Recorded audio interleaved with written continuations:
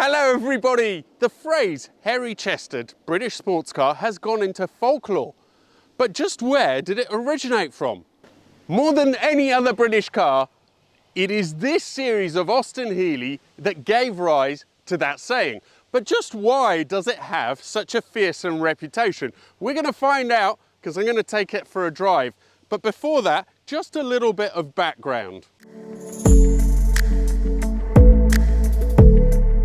Austin Healey was formed in 1952 when the incredibly uber-British named Leonard Percy Lord, who was then head of BMC, got together with Donald Healey and they formed this joint venture. The first car that was made, or the car previous to this, was the 100. Interestingly, the engines obviously were BMC, the bodies themselves were made by Jensen, and the cars were then assembled at the MG factory in Abingdon. So, of Healey itself, there's only really the design. The rest of it is very much BMC. Despite that, they still made a very idiosyncratic, very specific product. This is a Mark III and dates back to 1964, but you have to remember that it's based on a car which first came out in 1953, so the design is really quite long in the tooth. Indeed, Car and Driver tested the Mark II in 1962, I think.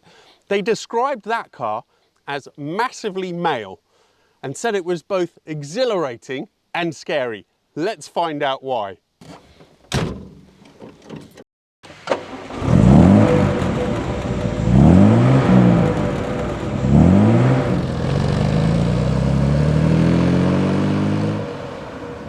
There were three main variations in the 3000s, Mark I, Mark II, Mark III. They were made from 58 to 67.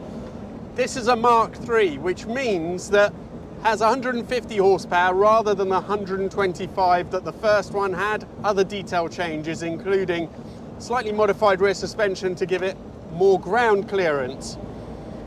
The engine is a BMC, it's the C series, inline 6. And with 150 horsepower, weighing about 1,150 kilos, for that time, it must have felt pretty quick. Let's see how it feels now.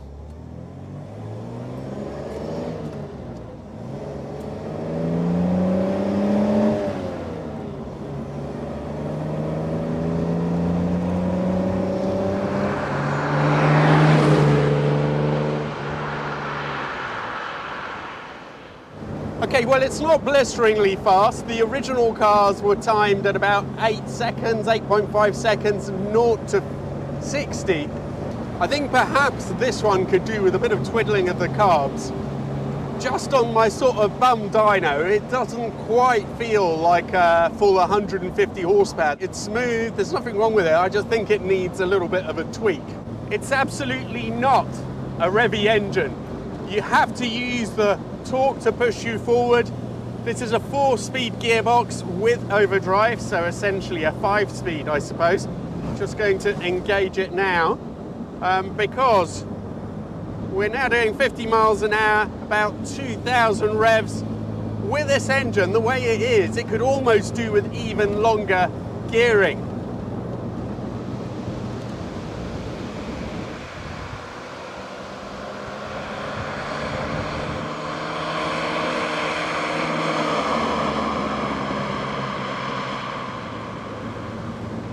The driving experience really does take you back, and that's for a variety of reasons. First of all, you sit very upright. There isn't a massive amount of room, but I just about fit in it okay. My head isn't too far above the screen. The pedals, though, are massively offset to the right, and you have to be really careful that you're not pressing the clutch instead of the brake. The interior, though, is absolutely beautiful. It's so lovely, and kind of makes the whole experience, makes you realize the engine is really quiet. Everything feels quite jewel-like.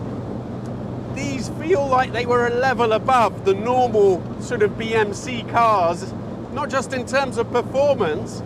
It was their sort of performance flagship for quite a while, but also in terms of quality, the way everything's been put together.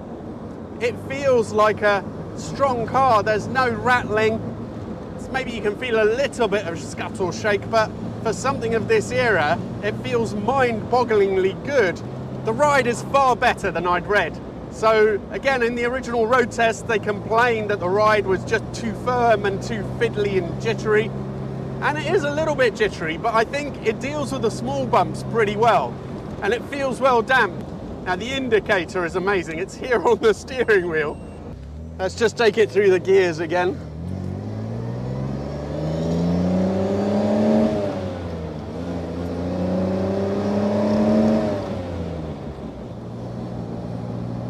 Very long travel throttle. There really isn't any point in revving this thing at all. You kind of have to change gear to increase speed. All the torque is low down. The steering is really, really heavy, and it's not just heavy at sort of slower speeds. It's heavy once you get going as well. It doesn't get massively lighter, really. The gear change is a little bit notchy, but has that lovely sort of direct feel that these older gear changes have. Yeah, I drove a Daimler Dart a few months back, and this certainly feels a lot more sorted. Pretty much all the controls, apart from the throttle, are heavy. The clutch isn't too bad actually, but the gear change, the steering, the way it feels on the road, it requires a little bit of muscle to drive. But it also at the same time just feels ever so refined. Going through the S's there, the back end doesn't have a lot of grip. Coming out of that left-hander, I could feel the back end very, very lightly moving. So really, it definitely feels its age, but at the same time, it's incredibly lovable. I think David summed it up quite well. He said that when you're in this car, it feels like you're in an Austin Powers movie. And there's just something about it. I mean, the way it looks, these things are so pretty and so quintessentially British. And the way it drives, I mean, it is slightly flawed, but then cars of that era did tend to have quite heavy steering. They did have chassis which are a little bit limited. To be completely honest, this is better than I thought it was going to be in those terms. The ride as well has had a lot of stick over the years. These are supposed to be a bit too hard. I think it's all right. It doesn't lean too much for a car like this.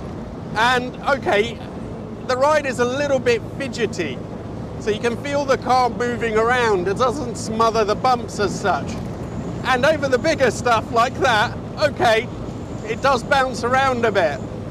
But on a smoother road, it deals with the smaller stuff fairly well. You have quite good damping, so it's pretty good. The steering though, that is an interesting thing. When you're going quicker like this, it actually gets slightly more natural and seems to work a little bit better. But at slower speeds, there's almost a delay from when it starts to turn and when it finishes turning. So you sort of turn the wheel, it begins to turn a fraction of a second later, and then you correct it, and again it feels like it's still steering for a fraction of a second. It's really, really weird. When I first drove off on it, I was a bit worried. I thought, my God, this is going to be absolutely scary to drive. And although there is definitely some vagueness off center, I mean, this is a worm and roller again, so but there is that vagueness. But once you get up to speed, that massive delay from touching the wheel just diminishes. It's still there a little bit, but nowhere near as bad as it is when you're driving it slowly. The vagueness of the steering doesn't encourage you to drive it super quick. But I've been sort of going down the road at a sort of a fair lick, and it's not too bad. I think the thing you're most aware of is just the lack of grip. There isn't much there. So is the reputation for the big Healey as a hairy-chested man's car justified? Well, in some ways it is, but in some ways it really isn't. So first of all, it is, in the sense that the controls are all pretty heavy. The steering doesn't get that much lighter at speed. The gearbox needs really sort of firm prods to get it into gear. And overall, the car feels quite cumbersome, quite heavy. You have to be deliberate with everything, really, all the commands. On the other hand, it actually drives quite well. The engine is really pretty refined. It's quite quiet. And okay, over broken surfaces and the bigger bumps, the suspension just can't quite do its job. But there's no creaks and rattles. In many ways, it feels like quite a refined car. Quite interesting that to begin with, I thought it would be very different from an E-Type, and in some ways it is, but I think it shares the E-Type's DNA in one way, and that is that it's a very capable sort of mini GT, this. I still cannot get over how perfect the looks are. There isn't a bad angle on this car. Thank you all so much for watching, I really appreciate it. If you want me to do a video on one of your cars, please get in touch. This is the best address.